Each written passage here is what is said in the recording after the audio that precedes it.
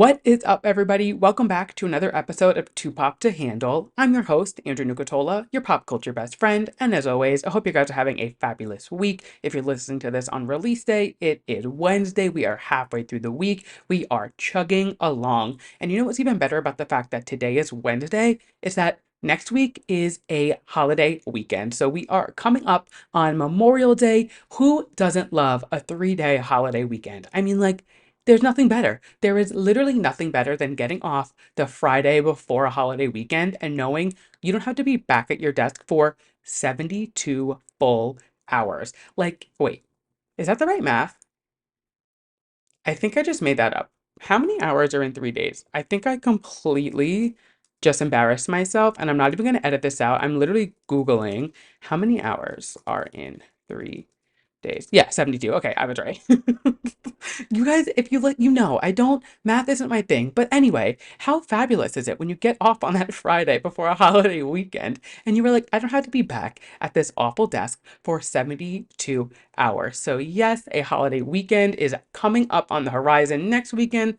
We can do it. We will make it there. But before that, there's obviously so much to chat about. First and foremost, last week I was a guest on my friend Erin's podcast, the Shy Girl Sentiments podcast, and we talked all things Met Gala. We talked about a bunch of other things, but the main theme of the episode was the Met Gala. It isn't out yet. It should be out this week. She was away this weekend, so it should be out ASAP. And as soon as it's up, I will post on my stories. Make sure you're following me on Instagram. But that was so much fun to just kind of deep dive more into the Met Gala, talk about our favorite looks, our favorite past looks, what we liked, what we didn't like. Just a fabulous time. There's just something special about talking about pop culture with people who get pop culture. And like, there's a difference to people who like enjoy pop culture and people who enjoy pop culture. You know what I mean? Like, there are different levels to it, and either like you get it or you don't get it. And either way is fine. Like, it's okay to not get it. But when you do get it, it's just fun to talk about it with people who get it. And that's exactly what that podcast was. So lots of fun. Keep your eyes peeled for that on my socials. I will let you guys know when that is up. That was a Wednesday night. And then Friday, I went to an advanced screening of RuPaul's Drag Race All Stars 9. It was such a fun event. It was at the 92NY, which if you've listened, I've been there before for other events. That's where like the whole Drew Barrymore and Renee Rapp situation went down. I saw Dan Levy there. They just do a lot of really fun events and it's a really pretty venue to go to. So that was Friday night, and let me just tell you, without spoiling too much about this season, because I don't want to give it away, this season is going to be so good. We watched the episode first, and then the cast came out and they did like a conversation with Ross Matthews, took questions from the audience. You know the drill. But we watched the episode, and it just the charisma, for lack of a better word, with all the girls in the room, you can tell that like it does suck that there's going to be no drama because you can tell they all just get along. They are good to go. But it was just like such a fun bunch, and they all were just like having fun in the workroom. They were doing their thing. The first challenge was so good. I really loved everybody's look, and I'm not going to give too much away, like I said, but I'm excited because we do get 2 episodes this week. So I thought I was going to have a week where I didn't have a new episode to watch, and I was like, well, that sucks that I mean, it was like a double edged. It sucked because I saw it early, but it was exciting because I saw it early. You know what I mean? But that being said, we do get 2 episodes this week. So All Stars 9 is on the horizon, and I am so excited to be recapping that this season. So make sure, you're tuned in. We will be recapping every episode every week, just like we did with Drag Race 16. It is just so much fun to talk about Drag Race and recap it every week. So very excited for that. So Thomas, Jocelyn, and I went to that. It was so much fun. And honestly, like, the way that the girls were all talking after just about the season and how excited they are to do it for charity, it made me give me like a new appreciation for this group of girls because it really is a big thing to do this for charity. Drag Race is not cheap, especially not All Stars. Like, it is expensive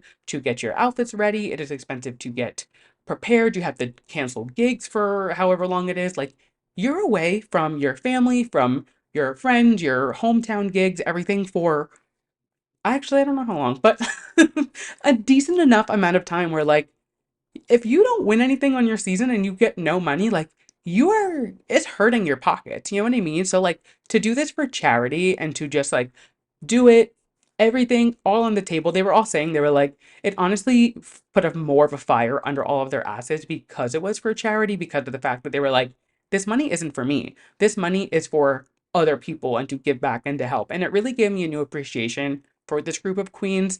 So very, very excited for this season. Like I said, we will be recapping every episode as we always do. But moving forward, I had a very like drag filled weekend. It was very fun. Saturday, we just kind of hopped around the village, did some day drinking. You know how it goes. And then Sunday, I treated myself. I have been entering the Little Shop of Horror lottery every single day since Darren Criss was in it back in like February. And then when Jinx Monsoon was announced that they were going to be starring in it, I've continued to enter the lottery every single day. I get to work, I log in, I check my email, I enter the lottery. It is a routine, and that means I have entered hundreds of times and I've never won. Never. I enter for one ticket. It's not like I'm asking for two. I've never won. And I was like, I am not missing Jinx Monsoon as Audrey in Little Shop of Horrors. So I decided, let me treat myself. I got myself a ticket. I went to go see Jinx as Audrey in Little Shop of Horrors, and holy fucking shit. It was phenomenal. I will say Corbin Blue is currently playing Seymour, and I would have loved to see him, but it was Mother's Day, so he was out. I'm assuming he was spending time with his wife and his, I think he has a daughter, son, he has a child. I don't know. So I understood, like, I get it. But Jinx is really who I wanted to go see, and let me tell you, if you get the chance to go see Jinx Monsoon as Audrey in this show, please jump on it. If you are like considering it and you need convincing, let this be your convincing. The way that they added so much like jinxification to this role while still staying true to Audrey. I personally love Little Shop of Horrors. It is one of my favorite musicals. I've only seen it as like local, local high school, things like that production. So it was never anything crazy. They always were fantastic, but it's never going to be Broadway or off Broadway. This production was. It was so good. Everybody in the cast was fantastic. The understudy for Corbin was out of control, and I'm always so impressed with understudies and swings because they don't always get a lot of notice of when they have to go on. They don't always get like that big of a heads up.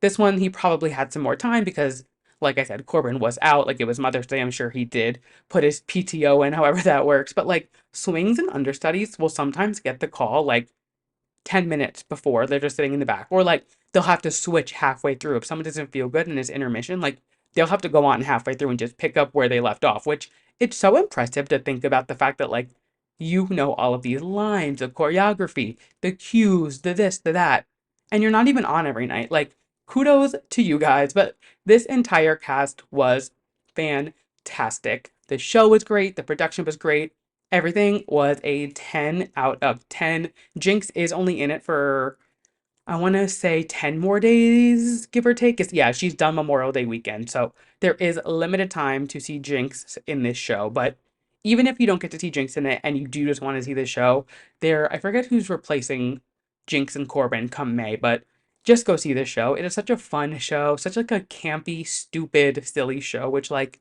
I just love. I love when things aren't taken too seriously, but are done well. This show is so silly, so stupid, but it's still a full production. There's obviously still so much that goes into it. I mean, there's literally a talking Venus flytrap puppet on the stage. Like, it's so dumb, but it's done so well. And I loved it. It was fantastic. And then I did stick around after for the stage door. I was like, when am I going to get a chance to meet Jinx again without, like a meet and greet or like kind of more professional setting? I was like, let me just hang out, let her know how great they did. And I stuck around. Jinx does go on vocal rest between shows. So if you go see an intermission show like I did, intermission, am I okay? A matinee show like I did, they will not be speaking between shows. They come out, they give a little speech. So kind. They're like, hey, I rest my voice between shows, so I will sign everything. I will take a photo with everything. I will silently thank you.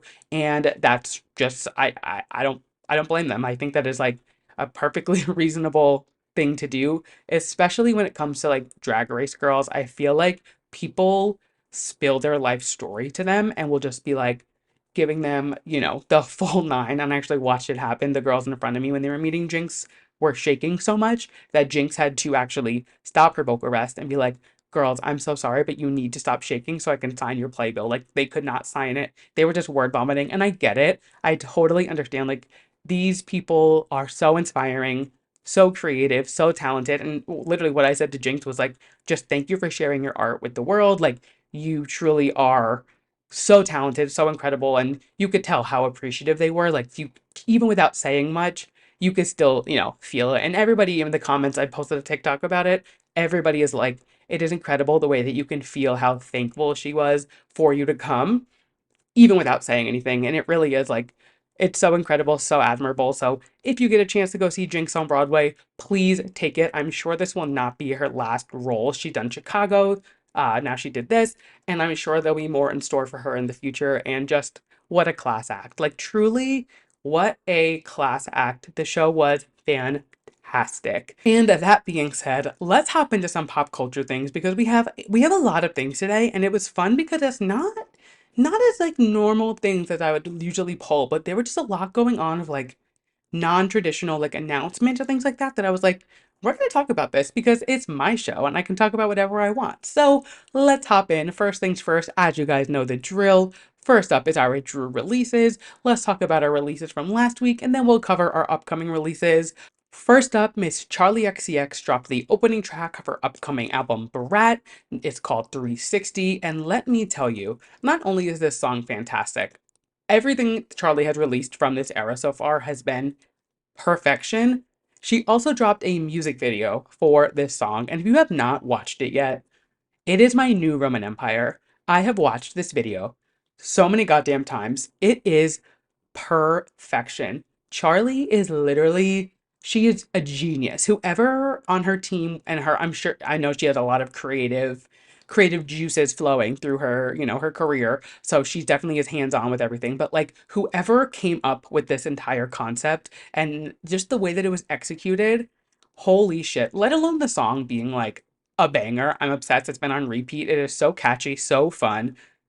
The list of people in this music video. Now, if you're not chronically online and or gay, it might not resonate with you so well. But let me just start the list because as I go down, it is just like, ugh. First and foremost, Julia Fox, who also gets a shout out in the song, which is just like so major to have your name in any type of song, especially Charli XCX on this like up and up she's been on. She really is on such like a high right now. And I can imagine how that feels. Julia actually did a whole like Instagram post about how honored she is to be mentioned in this song. Of course, they had her in the music video. So they have Julia Fox, Emma Chamberlain, Rachel Sennott, Gabriette, Chloe Cherry, Richie Sazam, Chloe Sevigny, Quen Blackwell, Alex Consai. Just like the list goes on, it is incredible. I am obsessed fucking obsessed with this music video, with this song. I cannot wait for this era. I cannot wait for this album. I am seeing Charli. Oh my God. It's in like 2 weeks. It's like very soon that I'm seeing Charli. That's exciting. I cannot wait for Knockdown Center and then, of course, Sweat later this year. But first and foremost, we do have Brat at Knockdown Center.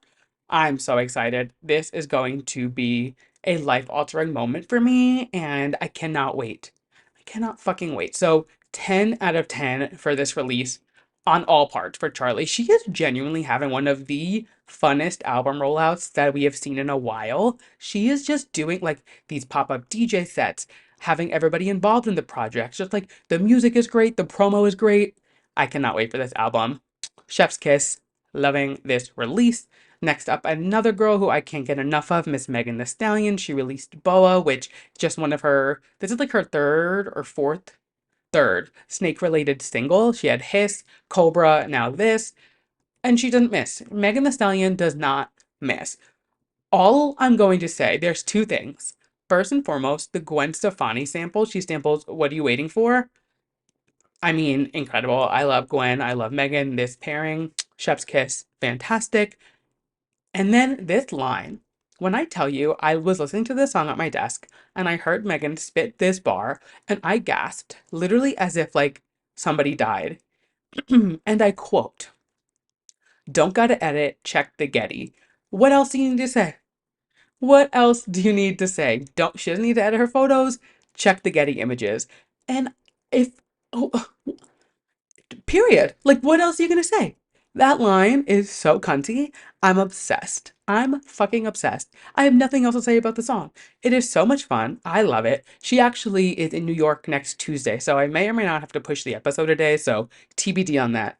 Follow me on Instagram. I'll keep you guys updated if I get tickets. But nonetheless, Megan Thee Stallion, fucking iconic. I'm obsessed. This song, all the other songs she's released, I'm liking this like snake vibe she's going for. I'm very curious if like I mean, at this point it's three singles. I'm assuming the album's gonna be somewhat related to a snake. But nonetheless, I'm loving it. Keep it up, Megan Thee Stallion. And our third and final release is Miss Ice Spice, Give Me a Light. Now, first, right off the bat, the song starts, and the way that she samples Give Me the Light by Sean Paul, genius. Even more genius when you think about the fact that her album that this is going to be on is called Y2K. Who is more Y2K than Sean Paul? Like, genuinely. Such a, I love a smart sample. I love a sample in general, but when they do it the right way, when it's done well, and it's not just like, oh, I wanted to put this on there to make it like hot and trendy. I love this sample. She actually did an interview and she said that she was nervous to sample Sean Paul because she didn't want to mess it up. And like, she pretty much said, she was like, who is more Y2K than Sean Paul? And like, she's right. Like, it is such a Y2K vibe. As soon as I heard that come in right at the beginning, I was like, oh, she did it. She did it. And I love the song. It's fun.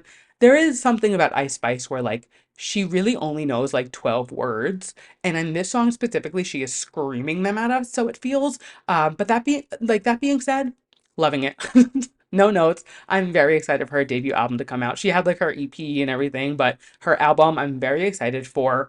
Also, something to note, the MTA doing an Ice Spice collab is the most genius way to get Gen Z to start paying for the subway fare because we know that Gen Z was hopping the turnstile before that. I'm sure Ice Spice was hopping the turnstile before that. But now people are lined up at these MetroCard stations to get these limited edition Ice Spice MetroCards. It's the most genius way for them to stop fare evasion. I personally am like, screw the 290, but like genius marketing idea because now they have these Ice Spice Metro cards. So they're gonna get the money one way or another. Genius. And that wraps up our releases from last week. This week we have two releases. One that I am just like, I love this passion project, and a second one that I am so stoked for. So first and foremost, this passion project that Kate Hudson has been working on. She's released two singles from it. I completely missed the second one. I don't know where I was. Like I didn't even notice that the second one dropped, but the first one that came out, it was what was that, like 2 or 3 months ago. It was cute. I enjoyed it. It was like, again, nothing groundbreaking. I talked about it on the episode, but like nothing insane, nothing groundbreaking. But she's Kate Hudson. She's literally doing this because she wants to, which I think that's like the funnest way to go into a project. She's not doing this because she wants to like become the next big thing. It's just a passion project of hers and she wants to pursue it. So her album, or LP, I believe it is, Glorious, comes out this Friday and I will be tuned in. I'm very excited, very curious how this is going to be. Even if it's not good, I just appreciate the fact that it's Kate Hudson doing this because she wants to. Like, it's not like a label's forcing her to. It's not like she's doing it because she needs the money. Like, she's Kate fucking Hudson. Very excited for this release.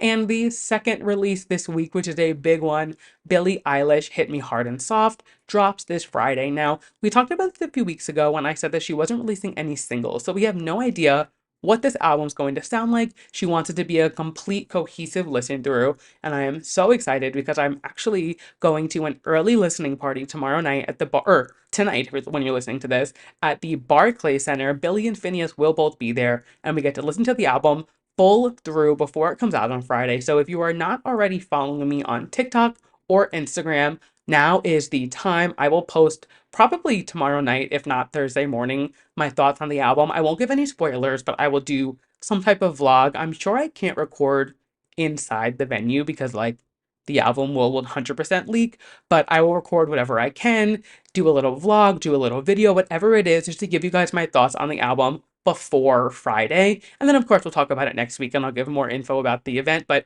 make sure you're following me on TikTok. My personal, I'll post that on at Andrew Nucatola, and then the podcast is at Too Pop to Handle. I'll post things on there as well.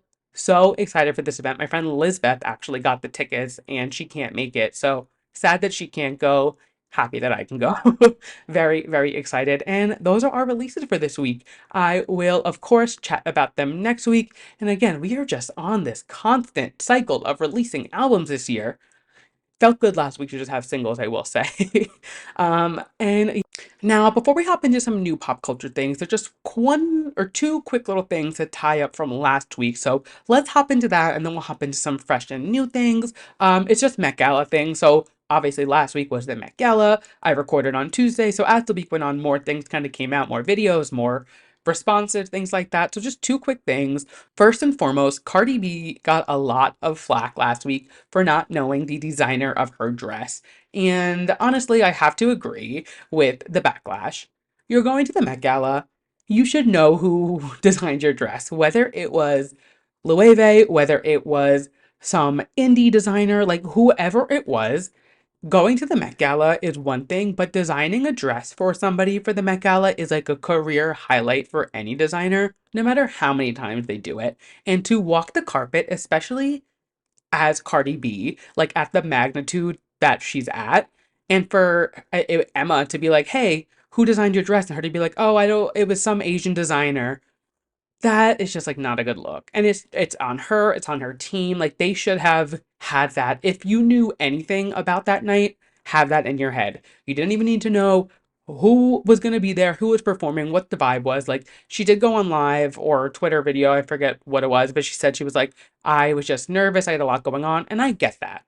I am not here to be like, "Oh my God, the Met Gala is easy peasy for these people." I know it's not. People prepare for months for the Met Gala. It is a huge ordeal. But that being said, you are working with this person for months because the Met Gala is a huge ordeal. To not know their name, it's just very disrespectful and not a good look. I don't know. It just really rubbed me the wrong way, and a lot of people were mad about it, and I don't blame them. And I love Cardi. I am like the first person to be like, "Oh my God, I love her. She's hilarious. Like, can't do anything wrong." But this, I'm like, ugh, like, come on. And it's just kind of like people go above and beyond for the Met Gala every year, and they're really trying to, they connect with the designer and they find somebody who they want to design for them and want to dress them because it's such a big moment for everybody. So to spend all that time with the designer and to not know who designed it. I'm like, were you at any of the fittings? Did you do any of the behind the scenes? And signs are pointing to no, which is just kind of disappointing. I don't know. Honestly, kind of got the same vibe from Nicki Minaj, but she didn't get as much flack. Her interview with Emma Chamberlain on the carpet was very so. Like, you could tell she did not want to be speaking to Emma, and she was very like, get me inside. I don't want to be here. Like, Emma asked her, like, how much of this was your vision and how much was his vision? And she was like, "Oh, it was all him." Like pretty much just like giving him the full stage and like talking, which is a letdown because Nikki was one of my best dressed and I thought she looked great. And I was like, "Oh my God, she must have had so much say in this." And to see her like not, I don't know, kind of a letdown. But that being said, so be it. And another celebrity letting all of us down once again, Miss J Lo. We've probably all seen the video by now. Her walking up the stairs and that interviewer asking who she's wearing. The way, if anyone spoke to me that way, that interviewer is better than me. The way she didn't even look at her and said, "Scaparelli, you fucking bitch. You fucking bitch." I don't understand who these people think they are. You are at the Met Gala. It is the biggest night for fashion. And like, it is an honor to be invited and to be nasty to anybody working that carpet. Like, do you think you're better than them because they're working the carpet and you're attending the event? Get over yourself. Especially like JLo has not been in the best light lately. I feel like I've kind of gone a while without like talking too much about it, but like she had to rebrand her entire tour as a greatest hits tour because it wasn't selling and it's still not selling. Her movie tanked. She made no money on her Netflix documentary. I think it was Netflix or Amazon because she funded the whole thing because nobody wanted to star in it. Nobody wanted to pay for it. Like, you are clearly part of the problem, Jennifer Lopez. And I think you need to take a trip back to the block that you come from and have a little reality check because it's not looking good for you, girl.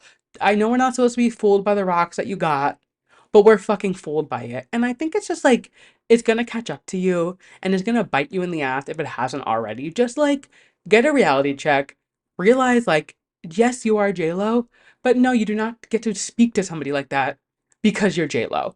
You're a human being, they're a human being. Need a reality check. Stat. That being said, let's nip the Met Gala in the butt and let's move on to some more current things, such as the Eras Tour. Just as we all suspected, Taylor Swift is Taylor Swifting. The Eras Tour is Eras Touring. It, uh, I mean, come on. We are so back. I fully was watching it on a grainy live stream. I went split screen at work. I had it really tiny to the left, and then I had my work to the right. I was like, right, doing my thing, listening to it, and then I obviously was fully tuned in for Tortured Poets. But let's break down what has gone down since the Eras Tour is back in Paris, because there's a lot. First and foremost, she added the Tortured Poets department to the set, which means I need to find a way to get to the Eras Tour this year. I need to find a way to get to a show. I don't care where it is. I don't care where I sit. I don't care how I get there. I need to see the show with the Tortured Poets apartment set. I have to. Like, there's no other option. She is moving things around through the set also. She has rearranged some of the eras. She took 7 songs out. And honestly, the biggest hit for me is "'Tis the Damn Season." Taking out "'Tis the Damn Season" hurt me. I understand "Long Live." I understand, the other songs that she cut. "The Archer" could care less about. What else did she cut? I can't even think of what else she cut because "'Tis the Damn Season" is really just the biggest one for me. We heard "Long Live" before. "'Tis the Damn Season" is such a good song. And to cut that from it, it hurts me. I'm very thankful. I went twice. I did get to hear it twice.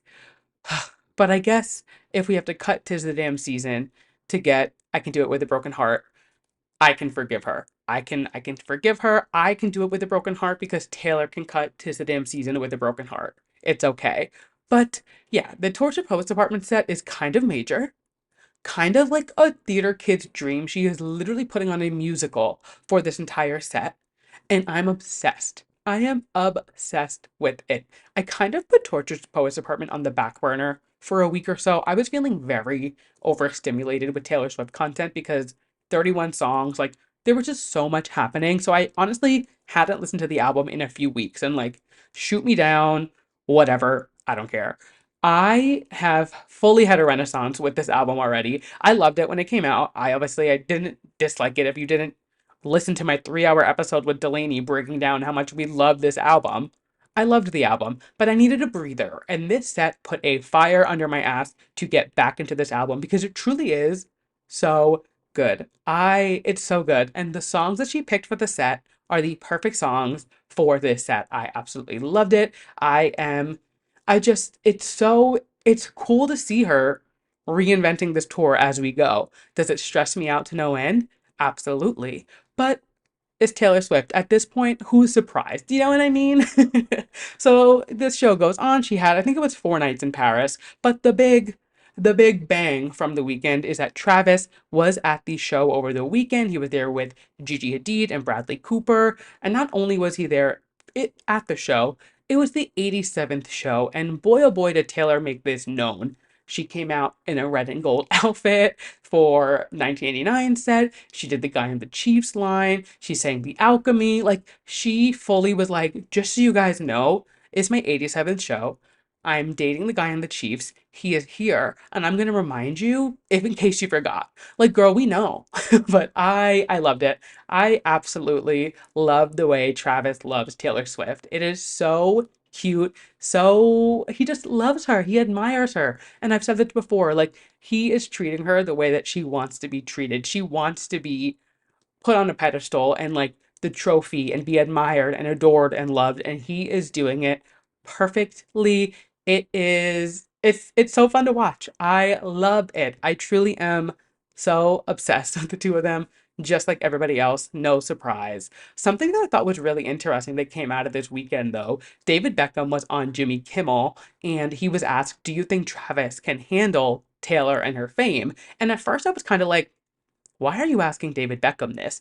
And then it clicked. I was like, Taylor and Travis are literally the new Victoria and David. David was a sports star. Travis is a sports star. Victoria Beckham is literally Posh Spice. Taylor Swift is literally Taylor Swift. They are same couple, different fonts. So I was like, wait, it's actually a genius question. I can't believe I didn't put this together sooner. If anybody else has pieced this together before me, kudos to you, because it just, to me, it didn't compute. And as soon as it clicked, I was like, oh my God, we are literally watching the reincarnation of David and Victoria from the 90s. Like, it is, ugh, I love it. And he said, of course he can handle it. Like, she was very on it. Like, I love the fact that everyone knows that Travis is in over his head with Taylor. Like, it is, I think it's kind of like a cautionary tale because of like the whole Joe situation, and like she was, kind of hidden away for years and this or that. So like everyone's like, is it really that much to date Taylor Swift? And it kind of does lead back into that idea of like, oh my God, if you guys break up, she's gonna write a song about you and this or that, which I think that narrative is very old and like kind of tired, but like it is. It's like I get why he asked it, and I think asking it David Beckham at first, I was like, what the fuck? But it is very funny, and I loved it, and I thought it was just like a fun little a nod to them. And of course, I am kind of backtracking on what I said last week, where I was like, I'm tired of everybody bringing Taylor Swift into things, but in the situation, it made sense because they are quite literally two parallel couples. So that is our Eras Tours update. Like I said, I am dying to get back to this show. Like, I need to find a way. It's probably not going to happen, but we will see.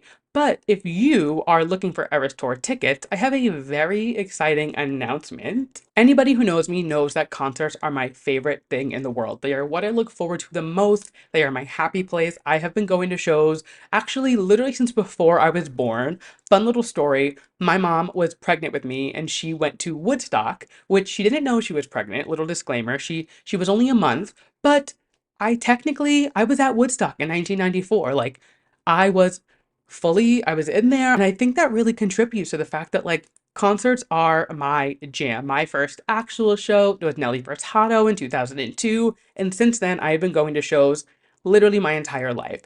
And that's why I am so excited to let you guys know that I am officially a SeatGeek ambassador. I have used SeatGeek so many times to buy tickets to shows. They always have such good deals, last minute tickets. It's fun on SeatGeek because what they do is they'll give you like kind of like a hotspot. Like it'll be like, all right, if it's green, it's a good deal. If it's red, it's kind of a shitty deal. So they always are kind of trying to get you the best deal for your buck. And you can now use code to pop to handle at checkout of your first SeatGeek order to get $20 off your order. You can go to a show, save some coin. Concerts are expensive, trust me. I have reeled back a bit because of the fact that concerts have gotten so expensive. And now you guys can get $20 off your next show because of Too Pop to Handle. So head over to SeatGeek, check out the Eras Tour, Megan Thee Stallion's on tour, Chappell Roan's on tour. Like, there's so many people touring, and I mean, there's so many albums coming out. There's gonna be more tours to come. Billie Eilish is going on tour. Like, there's a lot of tours coming up. And you can use code 2POP to handle at SeatGeek and save $20 on these tickets. What more could you ask for? So thank you so much to SeatGeek. I am so excited to be working with you guys. It really is like a dream come true when I got the email. I literally got the email today and I was like, no fucking way. Like, I was so excited. And yeah, make sure you head over to SeatGeek, check out any shows coming up in your area. And it's not just concerts, there's sporting events, Broadway. I feel like those are like the main concerts, Broadway, sporting events, any type of event. Head over to SeatGeek, use code 2POP to handle at checkout, and save yourself some coin. Moving on to our next story. Somebody else who I really hope does go on tour soon because she's just a perfect pop star. Sabrina Carpenter. Miss It Girl celebrated her 25th birthday over the weekend. And I'm just obsessed with her. You guys know, if you listened for a while, you know I cannot get enough of Sabrina Carpenter. And her and Barry just continue to be my favorite couple. So first and foremost, she celebrated her 25th birthday over the weekend. They had it at Dumbo House, which like very exclusive, Sabrina. I love that for you. Like, you better. You deserve to have a little private soiree. So good for you. Obviously, her boo Barry was there, Ice Spice was there, partying it up, celebrating Miss Sabrina. And the main takeaway from the event, the birthday cake. This cake, she is so fucking hilarious. It was literally a picture of Leonardo DiCaprio, and it just was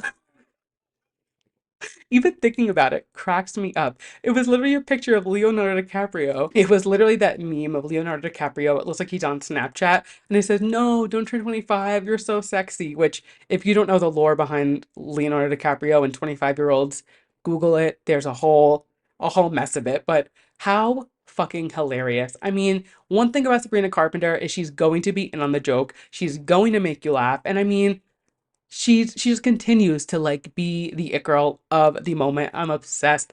I had to talk about it because A, Sabrina and Barry are my favorite couple at the moment, and B, how fucking funny is that to have a Leonardo DiCaprio cake at your 25th birthday when you're Sabrina Carpenter?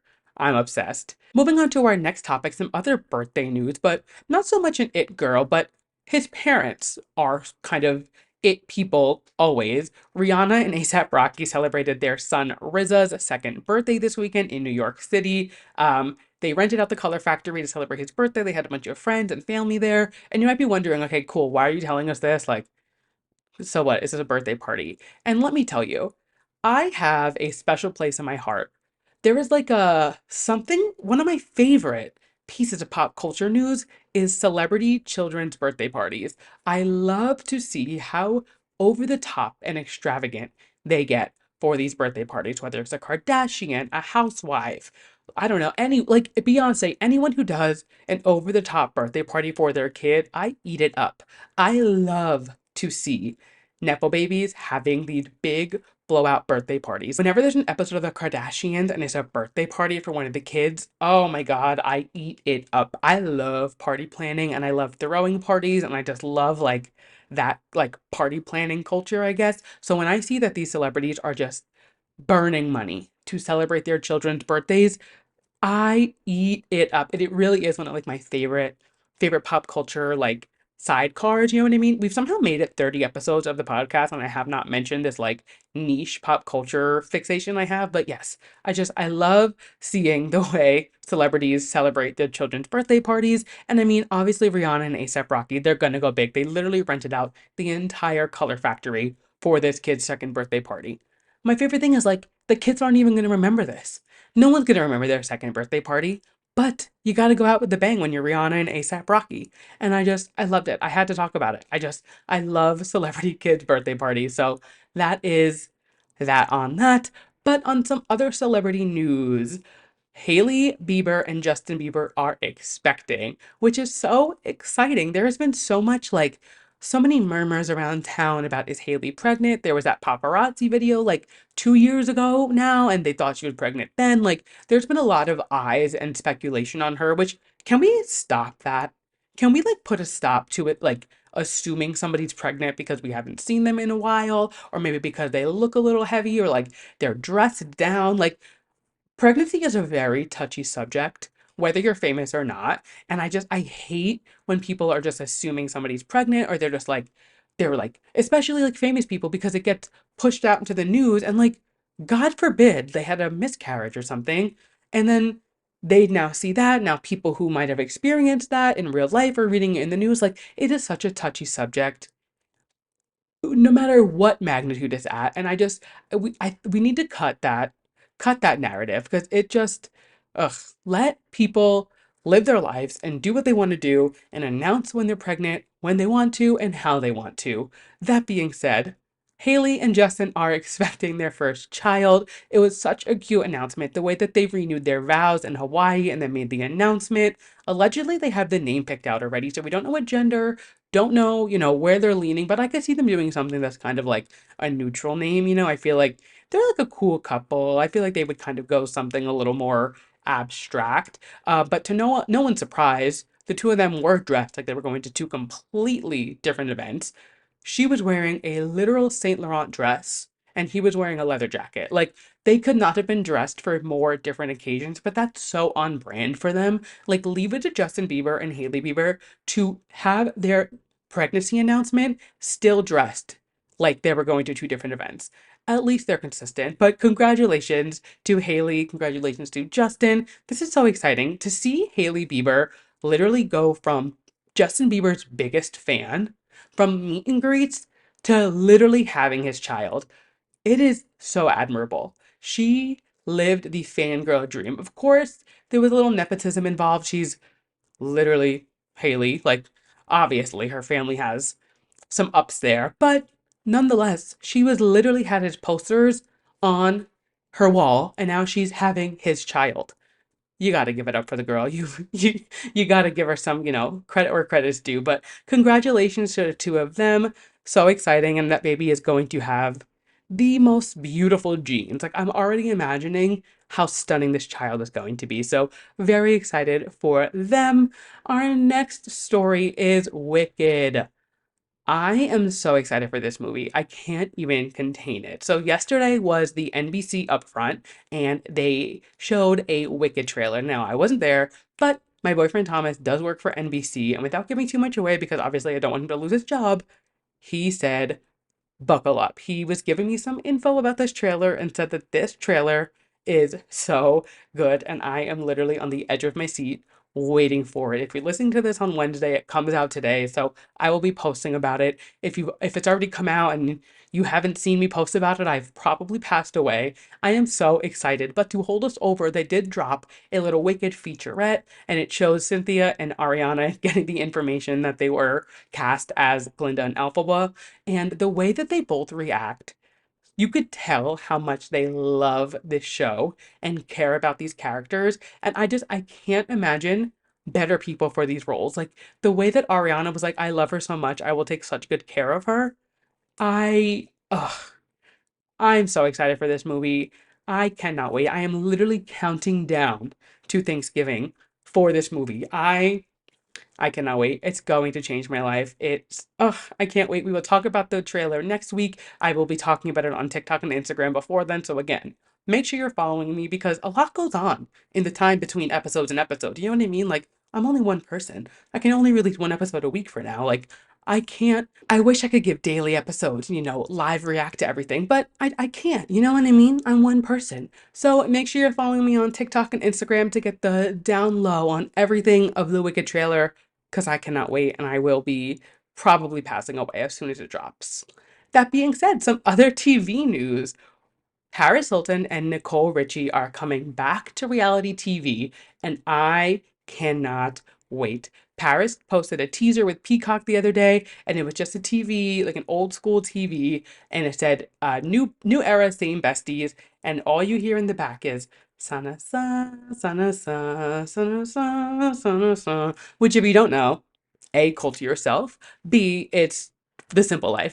The Simple Life was such a pivotal part of Y2K culture. Like growing up in the era of the simple life is so monumental. I feel like to like the lack of development in my brain, and I say that in a good way. Like I lived and died for the simple life, and the fact that we are getting a new show with the two of them, oh my God, I can't wait. I will say, I'm curious how, like, I'm a little reserved because I'm like, they're never gonna make it what it was. You know what I mean? Like, the simple life was the simple life because of who they were in that time in their lives. And like, now they're grown up, they have kids, like, they obviously have more of like a pulse on life. So I'm very curious, like, how it's gonna go now. But nonetheless, just having the two of them back together.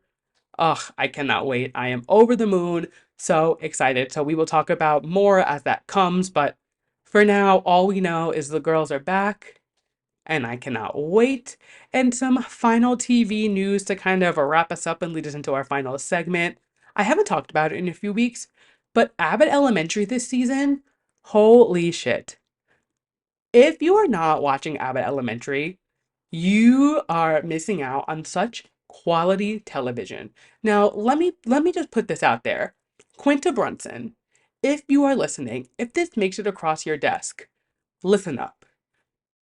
If this season of Abbott Elementary ends and Janine and Gregory are not together, I might do something drastic.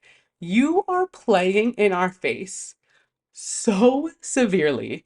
And I know why you're doing it because it's fantastic character development and the writing and the growth and the way that we're seeing them like they need each other to kind of in their lives and like the jealousy and like missing each other and how how they help each other and how they kind of are like they lean on each other for things. Like I get it and I am eating it up.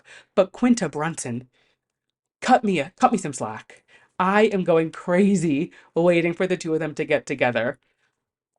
This show is so good. If you're not watching it, you really are missing out. It is perfect perfect television. It is such a quick watch. It's so easy. And like, how could you not love this show? Let alone the entire show and cast being perfect. Last week, they literally had Shea Coulee and Simone guest star in the show as drag queens that went to drag brunch. And like, that just feels so personal to me. That feels so personal.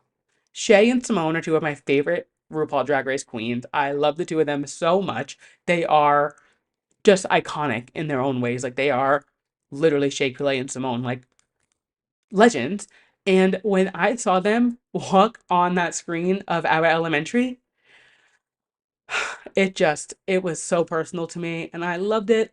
Also, Shay's name being Lisa Kondo. Quinta Brunson, the genius that you are. Quinta Brunson is the smartest person on television. I'm obsessed. Please, if you are not watching Abbott Elementary, I don't know what else I can do to convince you to watch it. It is phenomenal television. And with that, that is the end of our show. But we're not done just yet. If you are new here, I end every single episode with my yes and my mess of the week. My yes being something I'm loving, my mess being something I'm not loving. So we always start on a high note. And my yes this week, another genius woman on television, Maya Rudolph's SNL monologue. Oh my God. This monologue is so incredible. If you have not seen it, I don't know how you avoided it because the second I opened my eyes on Sunday morning, it was the first thing I saw on every social media platform and I've seen it pretty much every day at least 2 times on my timeline because it's just hysterical. She does a whole Mother's Day Vogue kind of like Renaissance Beyonce vibe of calling herself a mother and why she's mother. And my words can't even do justice of how good it was. You just have to watch it for yourself. She is so hysterical. And the way that the way she kept a straight face the entire time doing this little monologue song and dance, it's incredible. If you have not seen it yet, please go watch it. It is fantastic. I'm obsessed. Maya Rudolph, you are right. You are mother. And that it had to be my yes of the week. I was like, I've watched it so many times. It was like literally my brain this weekend had been Charli XCX 360 music video and Maya Rudolph's SNL monologue. That is the only thing going on. Like they are the two symbols of the monkey banging together in my brain. One side is Charli XCX, the other side is Maya Rudolph. And they are just, that is the only thing going on in my brain at the moment. That's it. And I'm fine with that. I am fine with that brain rot because that I get to now come on and talk about it with you guys. And switching gears to my mess of the week. Have you guys seen what's going on with Miss USA, Miss Teen USA, and the social media manager of the Miss USA competition? Because it is crazy. Now, not them. They are not the mess. The unknown, more so, is the mess. The unknown of what is going on and why Miss USA, Miss Teen USA, and the social media manager have all resigned within a week of each other, and the fact that the runner-up won't take the crown of Miss USA. Something is weird. So if you didn't see, Miss USA and Miss Teen USA both stepped down from their reign last week. Miss USA has now gone on and made a statement on her Instagram, pretty much saying like, due to mental health and just like a lot weighing on her, she had to step down. It was a lot. But people, and I'm sure it was a Swiftie, I'm sure it was a Taylor Swift fan, were quick to find out and realize that in her little statement, the first letter of every sentence, so whatever the sentence started with, the first letter of that word spelled out, I am silenced. Which I don't know if it's a coincidence, but it just seems very cryptic that that would happen, and then the secret message, and then Miss Teen USA would step down, and then the social media manager would quit, and she said, I don't believe in taking sides, I believe in telling the truth. She also made it a point to say that it was an honor to work with the two of them.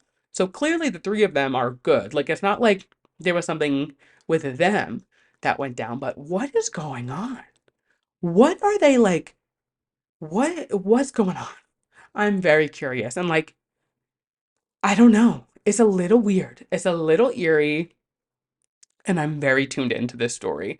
There's like I don't keep up with Miss USA. Like I don't know anything about it besides the fact that I know it's like a competition, obviously. Like, I don't watch, I don't keep up with it. I couldn't name who they are or anything like that. Like, this isn't something that would usually catch my eye. But as soon as I saw that the social media manager stepped down as somebody who works in social media, then I was tuned in. I was like, that is interesting to me. So, developing there, maybe we'll have more to talk about next week, but definitely messy boots going on. Whatever's going on BTS at Miss Teen and USA and Miss USA, something is very messy.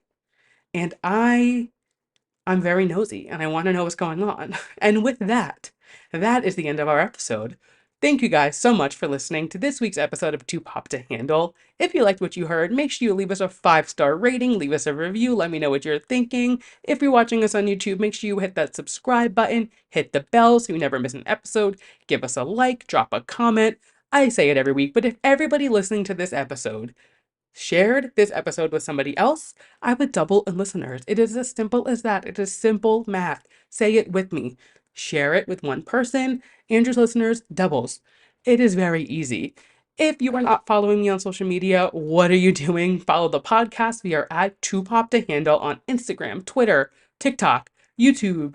You name it, I'm yapping. If you would like to follow me, I am at Andrew Nucatola on Instagram, Twitter, TikTok. Again, I am always yapping. I'm always posting. Like I said, I am going to the Billie Eilish listening party tonight. So if you want my, an early kind of take on after of the party and like what went on, make sure you're following me. I am very, very excited to hear this album. Very excited to talk about it next week. And with that, I'll catch you guys next week. Bye.